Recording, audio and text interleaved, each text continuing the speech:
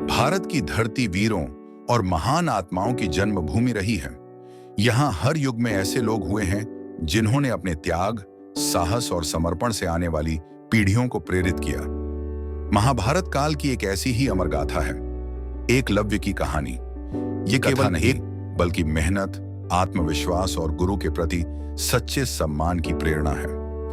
One का बालक बहुत समय पहले मगध राज्य के निकट घने जंगलों में एक जनजाति रहती। उसी जनजाति में जन्म हुआ एक बालक का एकलव्य। एकलव्य सामान्य बालक नहीं था। उसकी आंखों में चमक थी, मन में साहस और हृदय में कुछ बड़ा करने का सपना। वह चाहता था कि एक दिन वह महान धनुर्धर बने। बचपन में ही उसने अपने पिता से सुना था कि दुनिया का सबसे बड़ा गुरु द्रोणाचार्य हैं और उनके शिष्य कौरव पांडव सभी महान योद्धा बन रहे हैं। एकलव्य के मन में आग जल उठी। अगर मुझे भी द्रोणाचार्य का आशीर्वाद मिल जाए तो मैं भी महान धनुर्धर बन सकता हूं।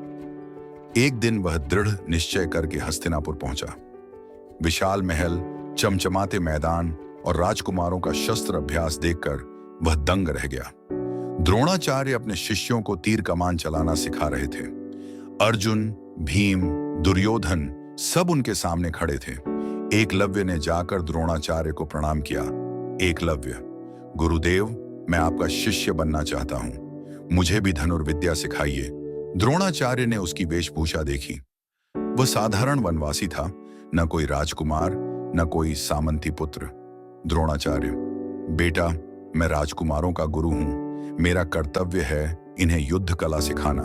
मैं तुम्हें नहीं सिखा सकता।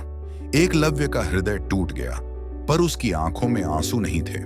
उसने दृढ़ स्वर में कहा, एकलव्य, गुरुदेव, यदि आप मुझे शिष्य नहीं बनाएंगे तब भी मैं आपको ही अपना गुरु मानूंगा। वह जंगल लौट आया। उसने मिट्टी से द्रोणाचार्य की मूर्ति बनाई और प्रतिज्ञा की, अब यही मेरे गुरु हैं। मैं इन्हीं की मूर्ति के सामने अभ्यास करूंगा। दिन रात वह जंगलों में तीर कमान चलाता। कभी पेड़ की डाल पर रखे लक्ष्य को भेदता, कभी भागते हुए जानवर के कानों की आवाज सुनकर निशाना लगाता, कभी अंधेरी रात में पत्तों की सरसराहट से शिकार करता। धीरे धीरे उसकी कला इतनी अद्भुत हो गई कि लोग कहते, वन में एक बालक है जिसकी दृष्टि गरुड़ जैसी है और जिसके बाण बिजली की तरह सटीक गिरते हैं। एक दिन कौरव पांडव शिकार करने जंगल आए। अचानक उनके श्वान कुत्ते ने भौंकना शुरू कर दिया। एकलव्य ने शांति से धनुष उठाया। उसने बिना चोट पहुंचाए तीरों से श्वान का मुंह इस तरह बंद कर दिया कि वह न भौंक सका न घायल हुआ। राजकुमार यह देखकर स्तब्ध रह गए। अर्जुन ने विस्मय से कहा, ऐसा अद्भुत निशाना मैंने आज तक नहीं देखा। वे सब उस बालक के पास पहुंचे। अर्जुन ने पूछा, तुम्हें यह विद्या किसने सिखाई? एकलव्य ने झुककर उत्तर दिया, मेरे गुरु द्रोणाचार्य।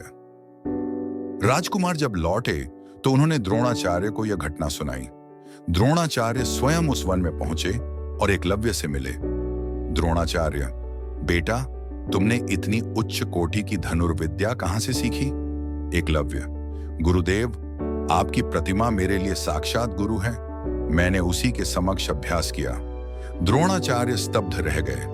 उनके सामने गुरु धर्म और राजधर्म की कठिन परीक्षा थी।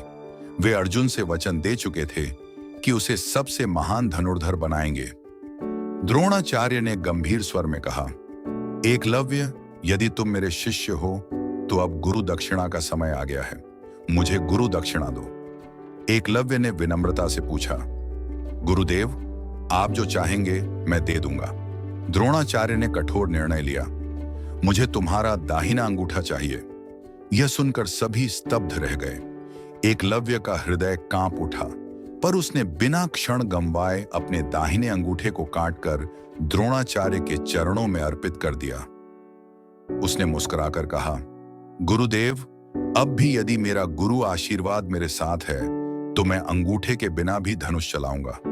और सचमुच एकलव्य ने अभ्यास जारी रखा।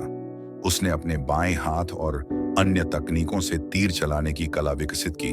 यद्यपि वह कभी महानतम धनुर्धर के रूप में प्रसिद्ध न हो सका, लेकिन उसका समर्पण और त्याग इतिहास में अमर हो गया। एकलव्य की कहानी हमें यह सिखाती है कि सच्चा समर्पण हर बाधा को तोड़ सकता है। मेहनत और आत्मविश्वास से ही वास्तविक विद्या प्राप्त होती है। और सबसे बड़ी बात, त्याग ही चरित्र की महानता का परिचायक है। आज भी जब कोई असंभव कार्य को संभव करने की बात करता है तो एकलव्य का नाम प्रेरणा बनकर लिया जाता है।